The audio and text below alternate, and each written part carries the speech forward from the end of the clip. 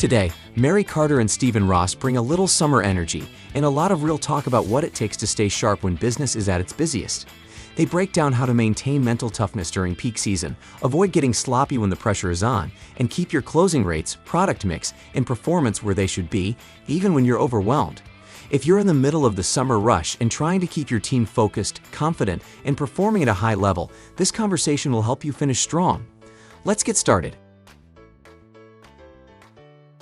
Welcome back to HVAC Full Blast. I'm Mary Carter. I'm Stephen Ross. And a very, very nice patriotic wave there. Are you feeling patriotic this summer for any particular reason?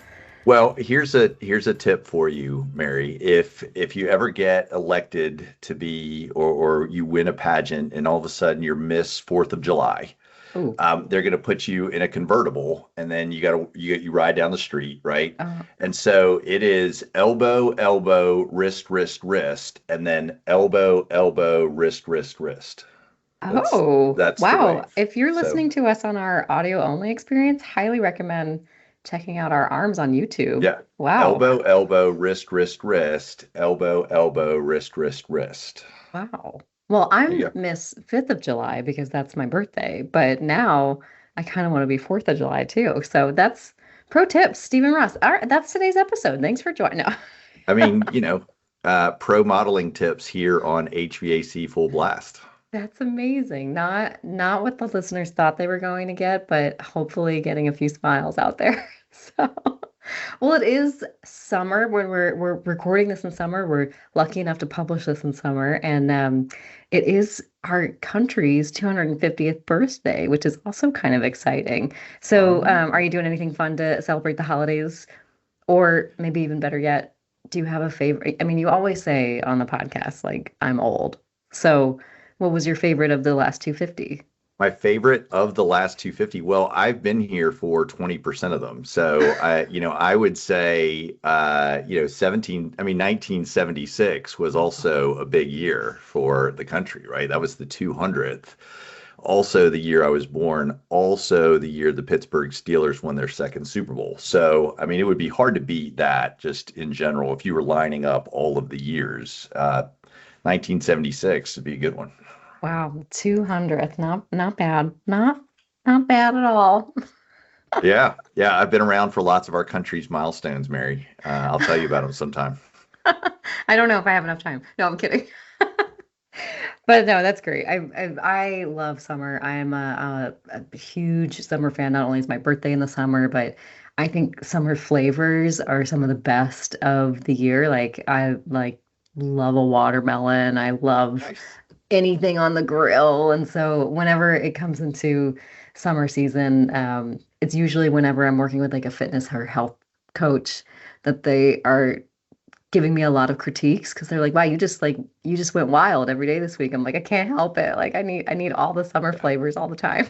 So well, you'll be glad to know I also have my Rocky Balboa American flag shorts ready to go for the 4th of July barbecue. So those actually already arrived. So, yeah, like red, white, and blue, iconic. I'm here for it. I love the summertime, and of course, I love boating. So I'm out as often as I can get. And one thing that happened to me recently. So the kind of boat that we like to sail. It's if you're pressing pretty hard and really going for it, especially in a race situation, you can capsize. And some might even say like you're not trying if you're not capsizing. I think you can try perfectly well without going upside down. But anyway, the other week I knocked out my first ever and second ever capsize on the same night. And talk about kind of being a little out of my depth in terms of knowing what to do. Very scared because it was blown pretty heavy, and so you got to recover quickly, but also just not really like knowing what to do with my body and where to go and where to be. And I'll be honest, my mental toughness did not show up for me in that moment. I was just like, I don't know, I'm out. Like this is really scary. And thankfully, my husband slash skipper was like, no, come on, here we go, we got a plan. And he's done it many, many, many, many times. But kind of somewhere we're talking about going today is how do you build up that mental toughness, especially in the summer season? Summer is so notably crazy in our industry. This is really kind of our chance to shine and go win. But when the cup runneth over, how do you sustain and still make really good positive strides when you're just kind of feeling like you're in the water and the boat is floating away? Like, how do I get this going? Yeah. Yeah. I think it's a good question. I would always try to schedule a pretty good pep talk for my company in July. There's a couple themes that I think we would hit on every year. The first one that comes to mind is, if you have a problem on every 10th install, just to make a number, right? Like nobody's perfect. The salespeople aren't perfect. The installers aren't perfect. You're going to have some issues and you gotta overcome those issues. So if during, say March, you have a problem one every 10 installs, but maybe it takes you 2 weeks to do 10 installs, you're like, hey, if we have a problem once every 2 weeks, that feels normal. Well, then all of a sudden summertime hits and you're doing 10 installs a week. And now you have a problem once a week. And it feels like, oh my God, we have so many more problems than we used to. Yeah. And maybe you don't necessarily as a percentage, it's just that the volume is picked up. And so that's true whether it's the service department or the warehouse or the dispatchers. If your dispatcher makes a mistake every 25th call she dispatches, well, all of a sudden summertime hits and she might be dispatching 25 calls in a day. And, where normally that might take 2 days. And so it feels like we have way more problems. And certainly we have more problems. It doesn't necessarily mean that the wheels are coming off and we got to redo everything and like, oh my God, this is terrible. It's just kind of a healthy perspective of, yeah, I mean, if we're doing twice as much work, we're going to have twice as much problems. So I think just maybe sometimes a little perspective midsummer to go, hey, I know it feels like each problem is catastrophic because we're so busy. And so if you got to stop and take time to fix a problem, that's time you could have spent with another customer doing something proactive or maybe a little bit more profitable. But, let's slow down. Don't make mistakes. Don't feel rushed, but we are going to make mistakes. There are going to be problems during the summer. So I think just kind of step one, if I was giving a pep talk midsummer, would just be perspective. Like we're in good shape. Like life's good. Like we built for this. It's busy. It's crazy.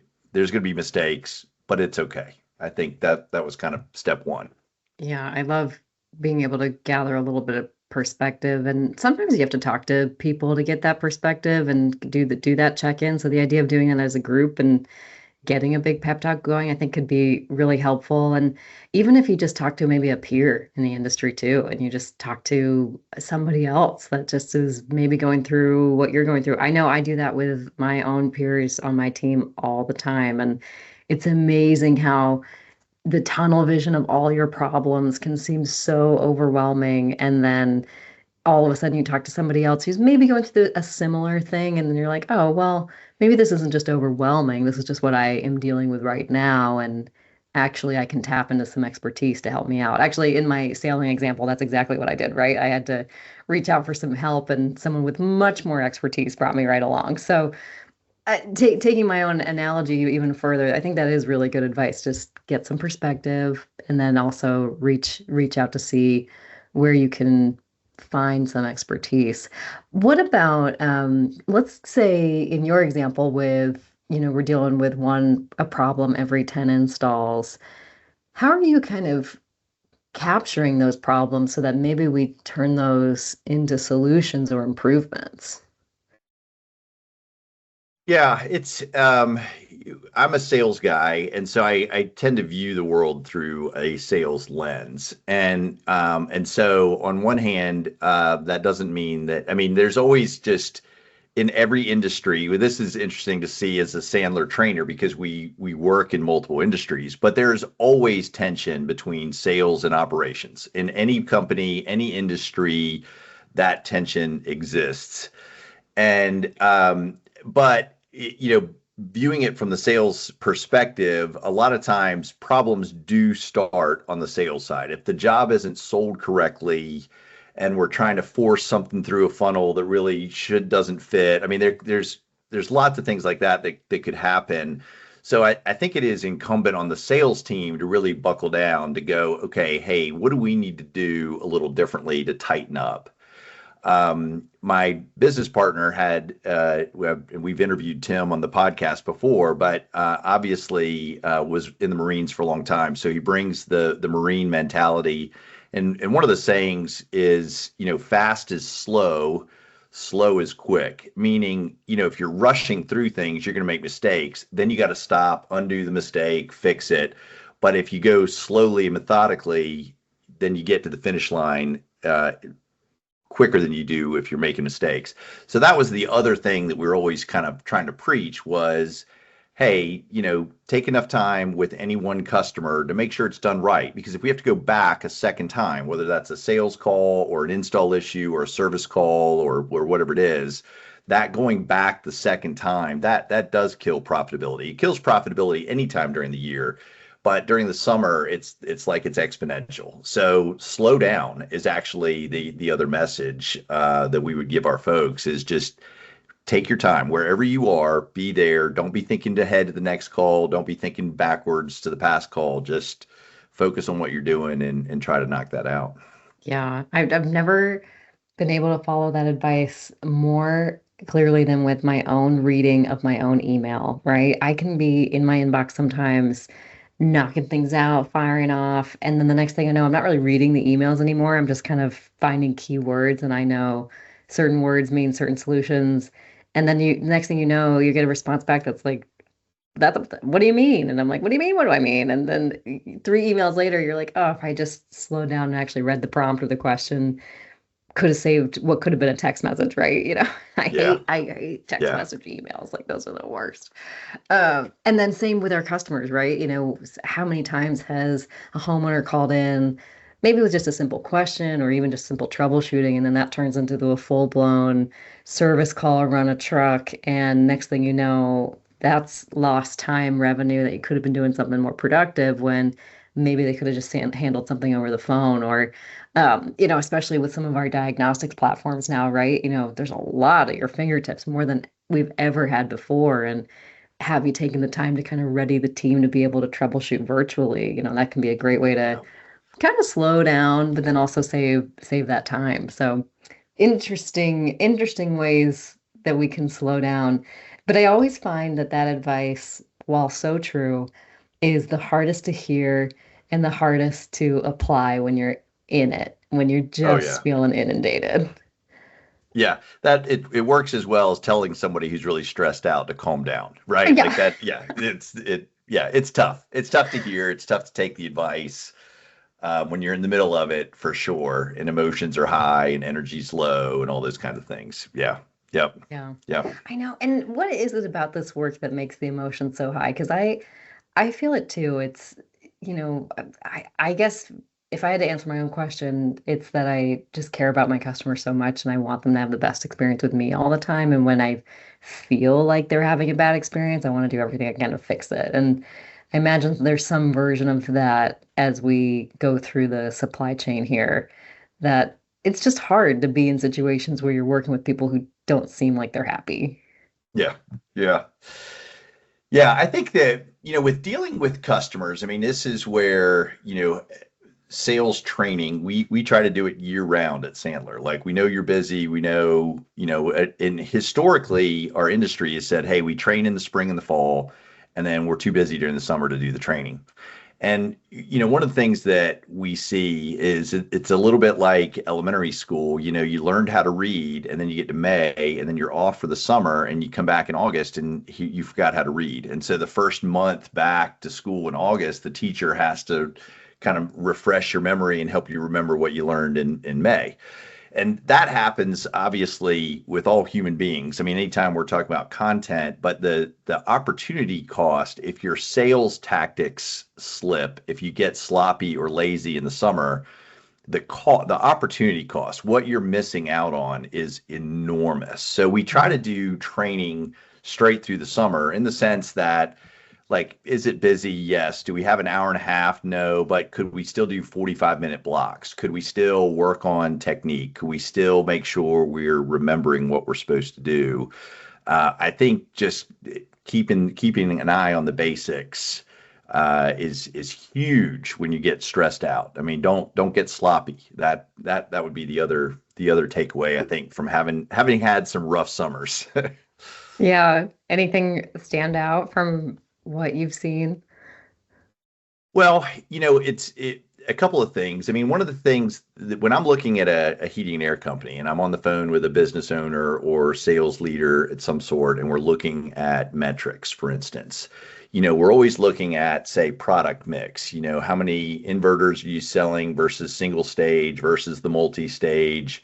How many of your installs have an accessory attached, some sort of indoor air quality accessory, or did we upsell anything at all? Could be vapor barrier or insulation in the attic, or depending on the company, right?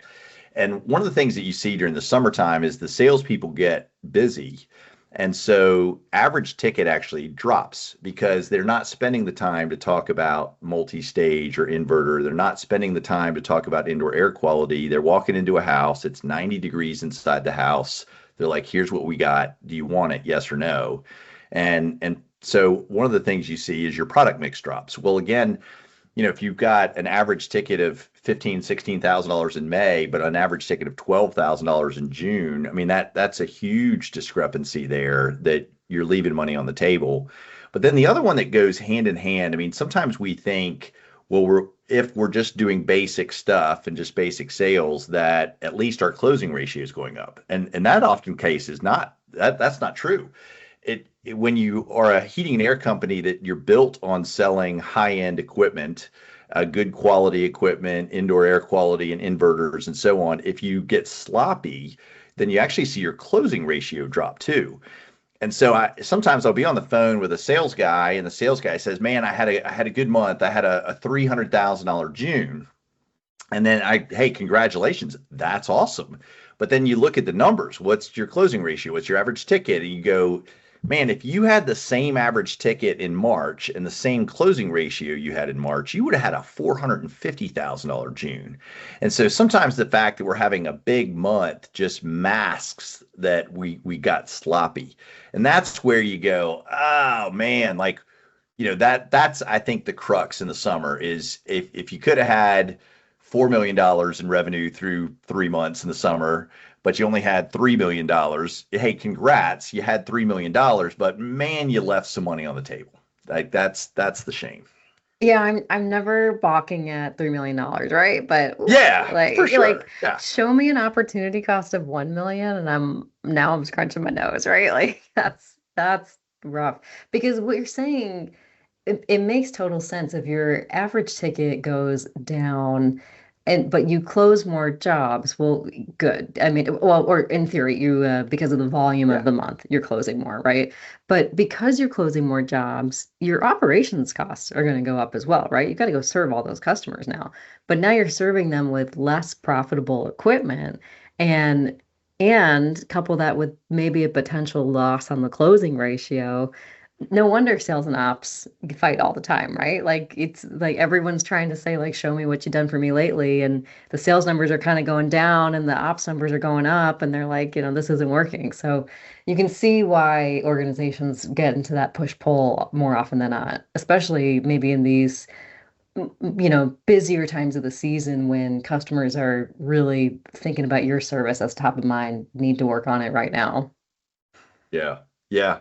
I think the techniques that, if you are slipping, and this would apply to service technicians as much as salespeople and so on, but if you're seeing your average ticket drop, what is it? Where do you tighten up?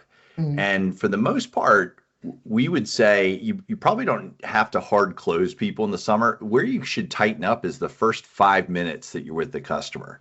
If you can really, I mean, you're busy, they're busy, you're dripping sweat, it's 85 degrees inside their house. Nobody wants to slow down when you walk in the door. The customer's like, oh, thank God you're here. Let me show you where the unit is. And so that's a lot of times where the process is getting shortcutted.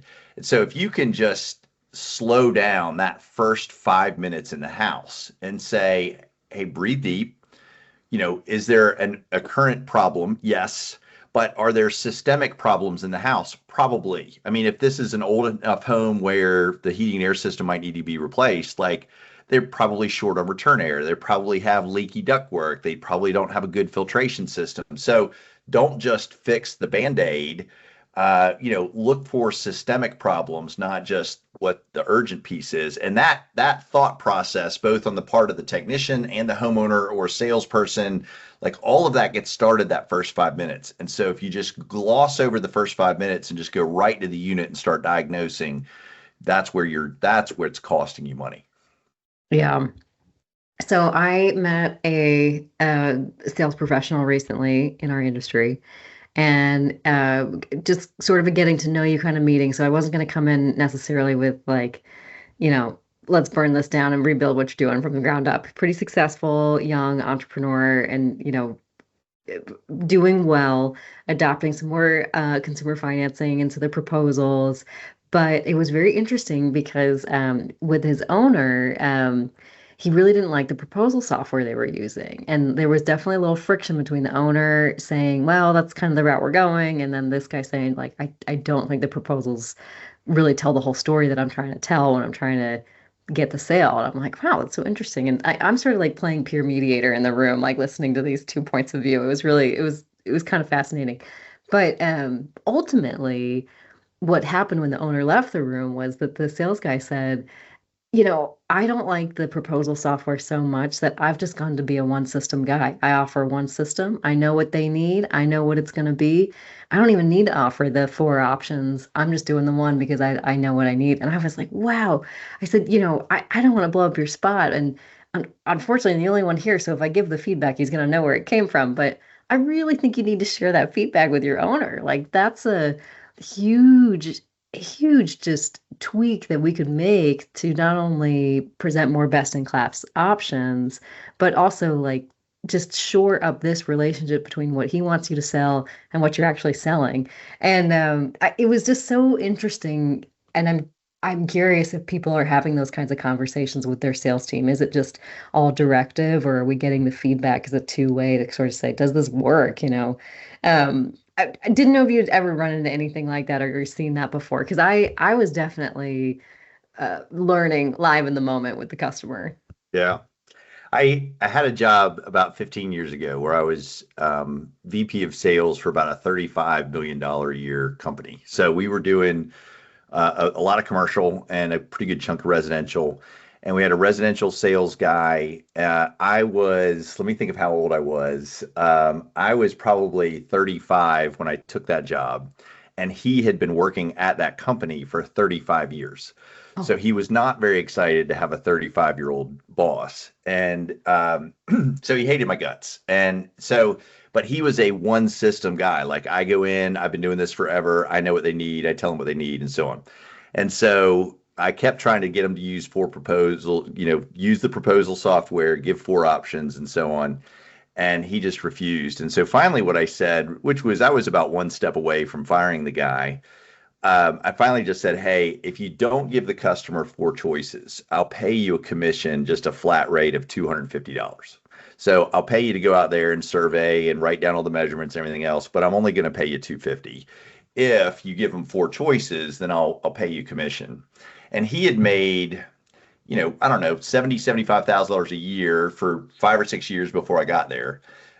3 years later, he made 200 grand for the first time. I will tell you this, Mary, he still to this day probably hates my guts. So there is a point at which you just go, I don't care if you hate me or you don't hate me, but you're going to give four choices, because that's what customers need to make a good decision. And so even despite the fact that he saw the income benefit of doing that, he still hated me. But that's fine. Oh, man. Well, I don't know. I guess maybe, I hate you when I'm rich and versus just be bitter when I'm poor. I don't know. Is that some self-help book out there? Name that? Probably not, but whatever.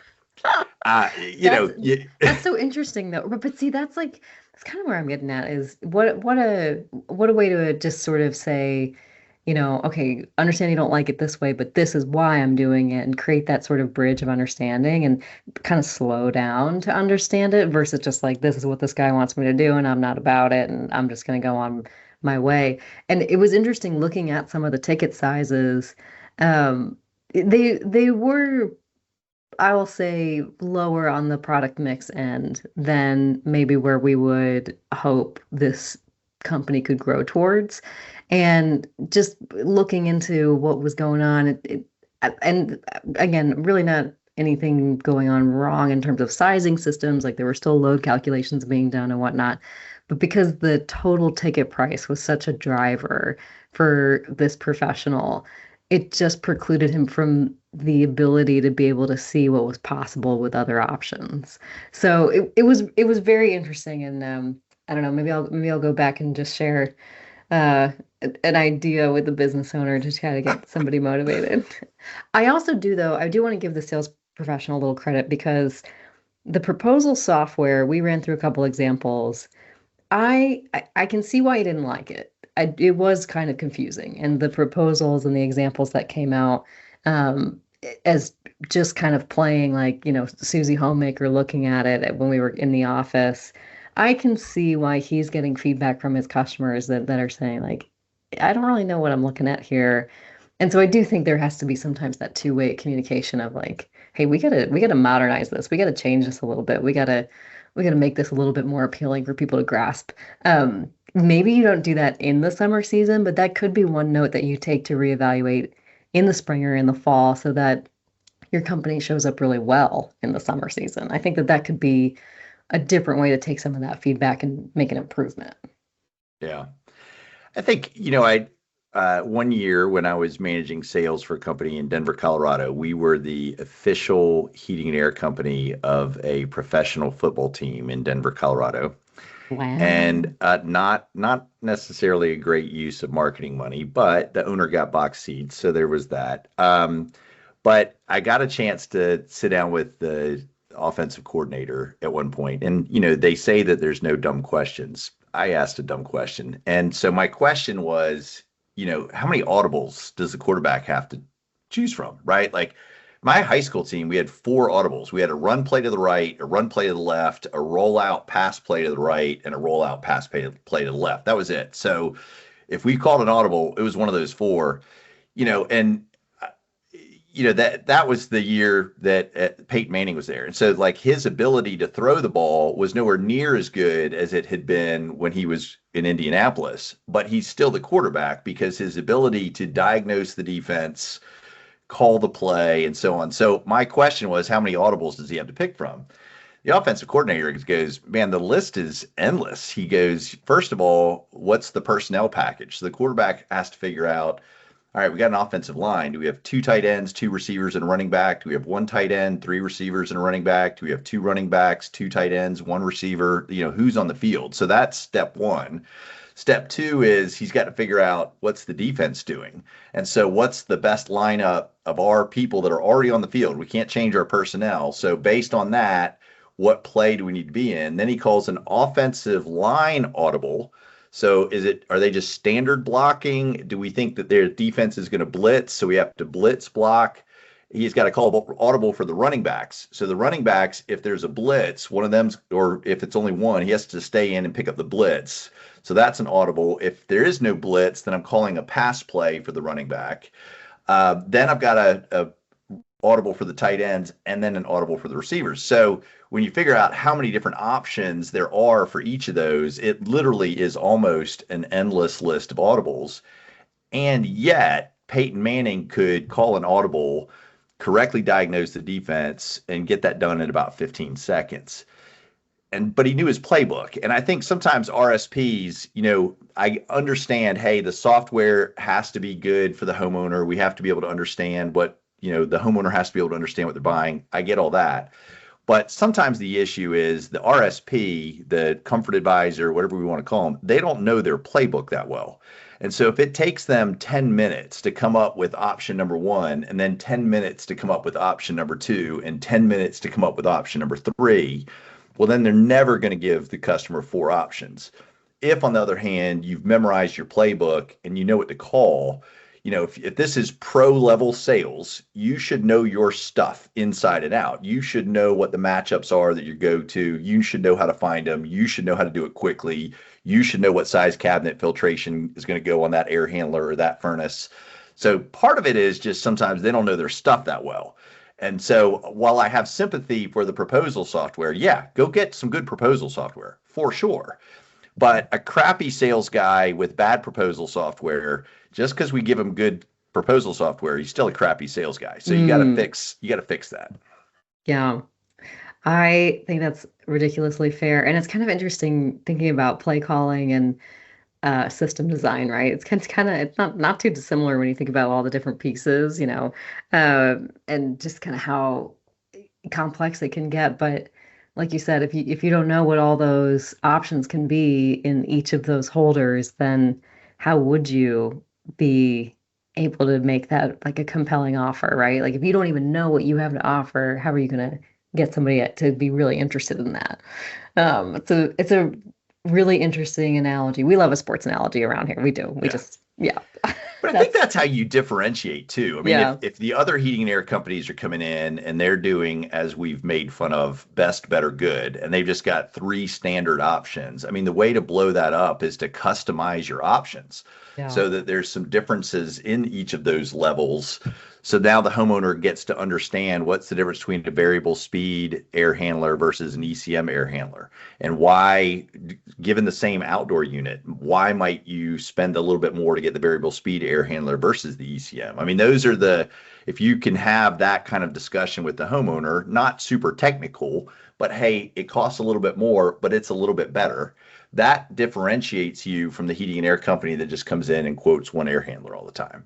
Right. So I think that is part of your strategy. Yeah, and being practical with the application of this, right? So if you're sitting here and you're listening to this and thinking, you know what?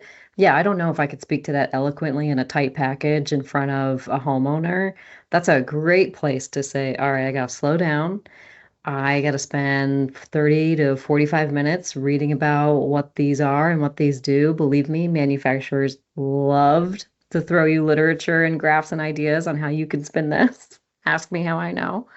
And learn it, commit it to memory, get your take on it so that you feel comfortable. I always say all the time, like, sell it to yourself in the car, right? I've sold more systems to my steering wheel than I care to admit, but just keep that going. And then then that becomes second nature and something in your wheelhouse. So that's a great example of where you can slow down and practically apply this even in a busy season. Yeah. And it's, not only, I mean, you don't even have to read like the engineering manual. I mean, we've taken classes, made little modules that you can go sit it through online and somebody will teach it to you. So that's available. It's just, you have to take the time to do it. And I get it. Hey, we're busy. When do I get the time to do it? Well, I mean, quarterbacks, if you want to be a highly paid quarterback, you're probably studying your playbook at home on the week, on the weeknights. So, maybe it does take a little extra time to get to know your playbook, but it pays for itself for sure. I think we've been speaking at this kind of from okay, it's busy season and we're kind of overwhelmed. We're figuring out where we can sharpen our edge. And in my mind, that's a really highly motivated individual who maybe even though they're a little bit underwater and feeling the crunch, they're still motivated to get through it and do it. What about our other individual who is in the crunch and maybe experiencing a little bit of that burnout kind of a feeling? How do we get that person motivated to keep this thing going? Well, I think there's a couple things. It never hurts to just sit down and kind of reevaluate where you are, right? Mm-hmm. I mean, it's, you're halfway through the summer, it's grueling, you're tired, are there some tweaks or changes that can help you make it through the end? And it's a little bit, it's both equal parts, just a physical struggle, like you physically are going to get tired in the summer in this industry, but also just the mental struggle. And I think that just that recalibration helps a little bit. I'll give you an example for me. 2 examples from when my kids were little. One example would be every now and then I'd get a phone call and it would be a technician and they would say, hey, this customer's without air, like we got to do something. And it's 7:00 at night. And so I've got to decide, am I going to go out and run this call? Am I tired? Are we going to wait till tomorrow? What are we going to do? And a lot of times the way that scenario would play out is maybe it's my night to cook dinner, maybe it's my night to put the kids to bed, maybe it's my night to give the kids a bath, right? And so that factors into it too. And so if all of a sudden I'm like, well, hey, I'm going to go run this call, now you've got like the family implications of I'm working a lot of hours and it's grinding on me, but it's also grinding on them. So I think from a goal setting standpoint, one of the things that was helpful for me was to sit down with the family and go, hey, what are our goals as a family? And, is there something like, could we celebrate at the end of the summer? Could we get to the end of the summer and go do something fun? And so the way that would change is, if I called my wife and I said, hey, a call just came in, like I'm going to go run this call, she would say, you jerk, it's your night to put the kids to bed. Now I have to do it, right? If, on the other hand, we had some goal at the end of the summer, like, hey, if I sell this much, then we get to go on this trip, then I would call and say, hey, this call just came in. I'm going to run this call. She would say, well, you better freaking close it because I'm going to have to put the kids to bed, right? But at least it was a little bit different conversation than just, hey, you jerk. And so I think getting aligned on goals during a stressful time from just a family perspective, I think for me was huge. I agree. I actually just kind of went through this even with my own family because my travel schedule and season is a little uh crazy. I'll just leave it crazy. Yeah. It's a little crazy in Q1, and we kind of count April in as Q1 because it just kind of goes through April. And I was explaining it to a friend, and she said it kind of sounds like you're an accountant. Like if you were an accountant and you said to your family, "I'm just not free until after April 20." They would all kind of understand and just sort of say like, yeah, no problem. Because I'm not an accountant, when I say that to people, people kind of like are like, well, why are you so busy for so long? So anyway, the recalibration I had with my family was to sort of say like, hey, my business requires that I just really kind of dedicate my time from January to April in a way that doesn't allow me to do a lot of extras. However, love all the extras when I'm free in these other months. And just having that mindset all of a sudden just kind of it allowed everybody to just remember like, oh right, this is why Mary works this way and this is why she does it this way. And it's kind of funny because it's really similar to your own advice previously where you just say kind of like slow down. Maybe in this example it's more of like a zoom out, get a little bit of the tangibles as to why you're here and what you're doing, so that you can make a better conclusion and really kind of capture that for everybody that's involved, right? And just so that there's some shared understanding there. I've also had this too, where I've experienced my own kind of burnout here and there, where I've just kind of like poured so much of what I wanted to do into an activity, and then I have nothing to give anywhere else. And one thing that's always been really helpful for me, and you kind of mentioned it, is that there is a physical strain that gets involved when you do something like that. And just checking in on your own basics, like catching up on some sleep or going for a water instead of a coffee or an energy drink, like sounds so elementary, but can do wonders to just kind of recalibrate home base here. And sleep has been one that has caught up on me a little bit more in my career more lately. Not so much when I was younger. I feel like I could do anything for 24 hours a day. I was like invincible. But now I'm like, you know what? Like I have to sleep. And if I don't, then Yeah. I'm not a functional person and I can't give my all and I can't do the things that I want to do. So it's okay, I think, also to just sort of like recognize those signs and make sure you're taking care of yourself in that way, which I know that kind of gets like the mental health syrupiness on it, but it's true. It's really important. I think the other strategy is, as you get towards the end of the summer, and again, maybe you're full blast still in July, but there's light at the end of the tunnel, is starting to think about the fall. Like, hey, it is going to slow down, and most contractors have a slow month, whether it's September or October or whatever that slow month is. And so just planning on that a little bit. And I think the two things that jump out for me are, one is figuring out what's critical versus what can wait, but then pre-selling what can wait, in the sense that I would say go ahead and collect a deposit. So in the sense that let's say Mary needs a repair, but maybe it would be better for her to replace the system. Well, in September, we're going to have a manufacturer rebate program. We know we're going to have a fall program for that. I'm going to be a little slow and so on.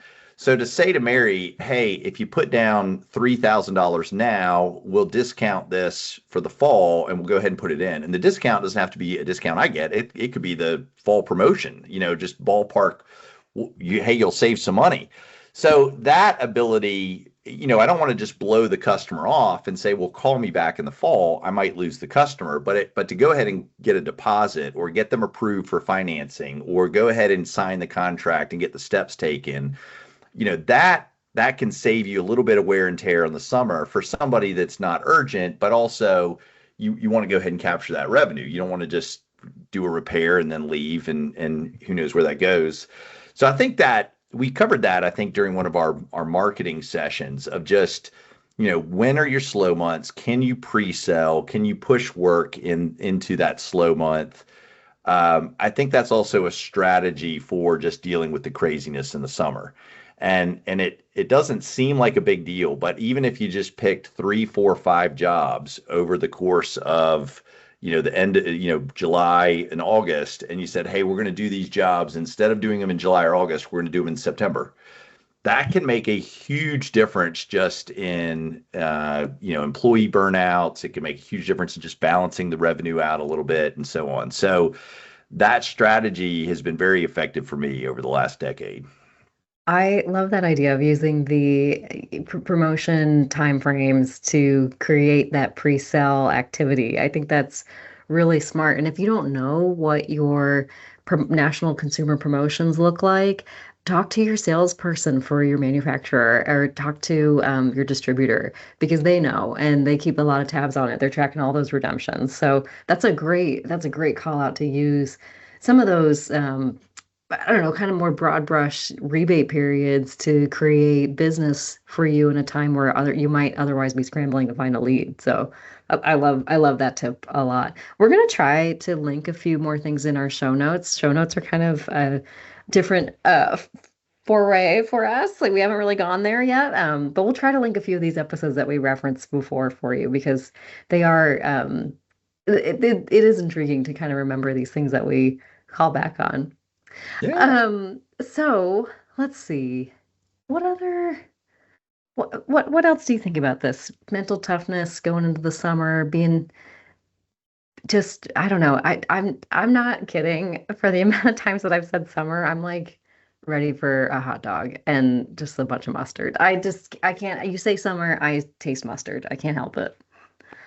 Well, I can tell you this. My football coach in high school, we would end a lot of our practices with him just saying, and eat a banana. So, you get dehydrated, your muscles cramp up, you need a little more potassium. Bananas are a good source of potassium. So, make sure you're aligned with your goals, make sure you're not super stressed out, get your team ready, keep an eye on your closing ratio, your average ticket, pre-sell the fall, and eat a banana. I love that. That's a great pro tip. Do you think people have been practicing their elbow, wrist? Is that it? I know a few account managers that are probably driving down the interstate in Kentucky right now, specifically going elbow, wrist. So there you go. And I feel like you have to do the Julie Andrews Princess Diaries, like, thank you for being here today. Like we say.